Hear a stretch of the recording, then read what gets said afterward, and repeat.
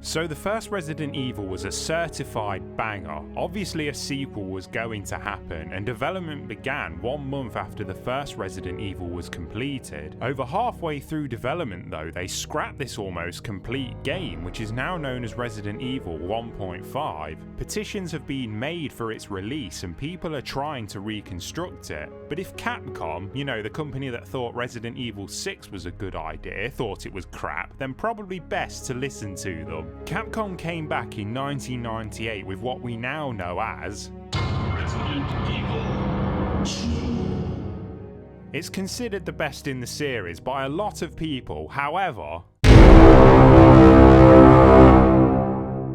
I don't think Resident Evil 2 is the best in the series. It's not even the second best. I'm not saying it's a bad game, it completely isn't. Obviously I will explain, but I should probably hang that little disclaimer over the video. The game takes place in Raccoon City 2 months after the first game. Most of the city's population have been infected. This is where our two protagonists enter the fray. Resi 2 had the same dual protagonist system as the first one. Leon Kennedy, Backstreet Boy reject and cop, who arrives in Raccoon City on his first day to find it fucked. And Claire Redfield, who sadly hasn't inherited the boulder punching ability from her missing brother yet. Pretty quickly, Leon and Claire are separated, and from there you have to help your character escape the city alive, whilst along the way uncovering the mystery of the outbreak.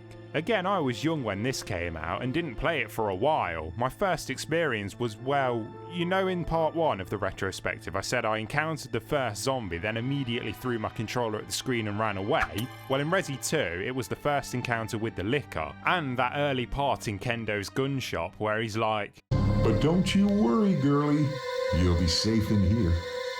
I'm keeping a close eye on things."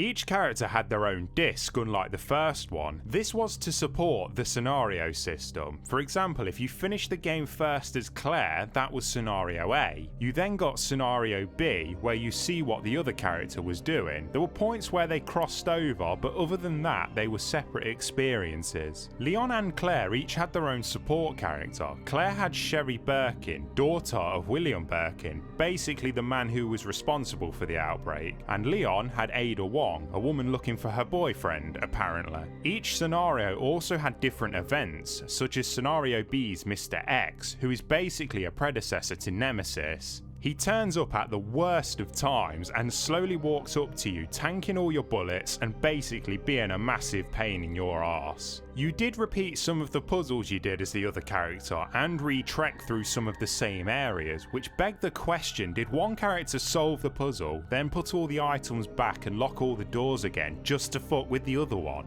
But let's not start by being a negative Nelly on Resident Evil 2. It was a marked improvement on the first in a few ways. The story had a lot more substance to it. It was the foundation for all the Resident Evil lore. The FMV cutscenes that complemented it for the time were smashing. As well as returning foes, the new enemies were a welcome change. The Lickers replaced the Hunters, the plant monsters who spewed acid at you, an alligator on the test, that G-embryo thing, and a black zombie.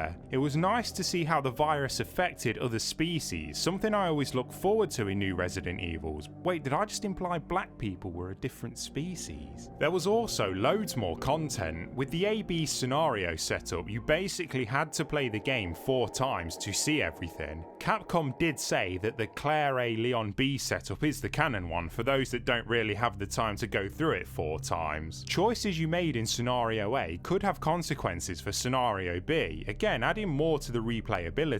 Also, finishing both scenarios with an A rank unlocked the 4th survivor mode, where you play as one of Umbrella's goons, Hunk, who is escaping the city with the virus sample. It was a time trial-ish type mode where the outbreak is in full swing, hard enemies litter the place, and you have to get to the roof of the police station to extract, as well as trying to set a good time. Playing the game through 6 times then gets you Tofu Survivor, which was the 4th survivor mode where you play as a piece of tofu, armed with only a knife and a few herbs. You probably don't need me to tell you, but it was rock hard. You could also unlock a Gatling gun and a rocket launcher with infinite ammo by finishing both scenarios with an A rank without saving in less than 2.5 hours. So yeah, Resident Evil 2 made you work for this. And the music was a lot better than the first. I mean, listen to this. This is genuinely a piece of music from Resident Evil 1.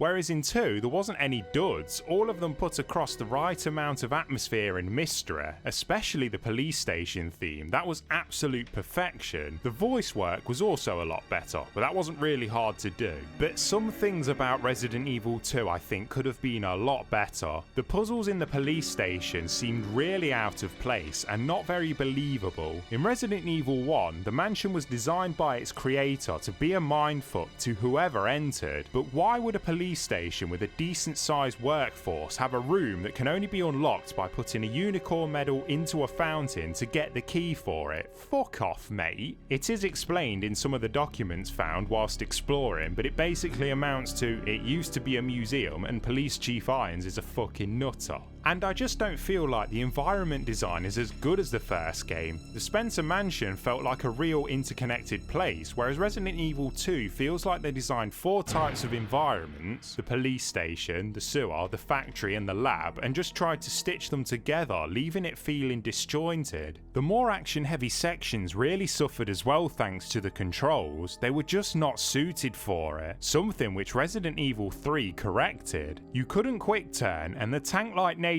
of your movement just made it a lot harder to avoid the larger number of enemies on screen at once. With the first game, it seemed a lot more fair with its enemy placement. Chief Arstow is that last fight with Mr. X. No matter how hard I tried, I just felt like I couldn't dodge most of his attacks. And if you don't have any healing items for that part, you're pretty much fucked. It still had the things that made the first great: resource management, exploration, dreading what was behind the next door. In fact, it felt all round pretty similar to the first one, but with just more of it. Another mansion, i.e. the police station, a cynical reason to add familiar mechanics from Resident Evil 1, another lab section, and another self-destruct sequence with a rocket launcher. It just felt a bit safe, which is puzzling really, because familiarity to the first one was one of the reasons for cancelling Resident Evil 1.5. You can see when playing this, they tried to take what was good about the first one and leap off from that, and in some areas it does, just not enough of them. I just didn't think Resident Evil 2 captured the lonely atmosphere and dread as well as the first one. It's still a good game, don't get me wrong, and definitely worth your time, but Resident Evil 3 was the superior game I think, and I'll tell you why in the next part.